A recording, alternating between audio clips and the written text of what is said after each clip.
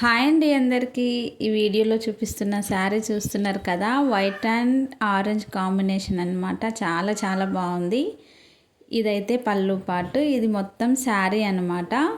Flowers అయితే పెద్ద పెద్ద ఫ్లవర్స్ వచ్చి శారీ చాలా బాగుంది. స్మూత్గా కూడా ఉందన్నమాట. ఎంత బాగుందో, ఫ్రాక్ మోడల్గా అయితే చాలా బాగుంటుంది. లాంగ్ ఫ్రాక్స్, షార్ట్ ఫ్రాక్స్ వేసుకుంటారు కదా, ఇలా కుర్చీలు పెట్టి, దానికైతే చాలా బాగుంటుంది. ఈ శారీ అయితే మా పక్కన ఉన్న అక్క అయితే ఇచ్చిందనమాట నాకు, స్టిచ్చింగ్ చేసి ఇవ్వమని వాళ్ళ పాప కోసం. ఇంకా దీన్ని అయితే ఎలా డిజైన్ చేశానో చూడండి. వాళ్ళే చెప్పారనమాట ఎలా స్టిచ్చింగ్ చేయాలనేది.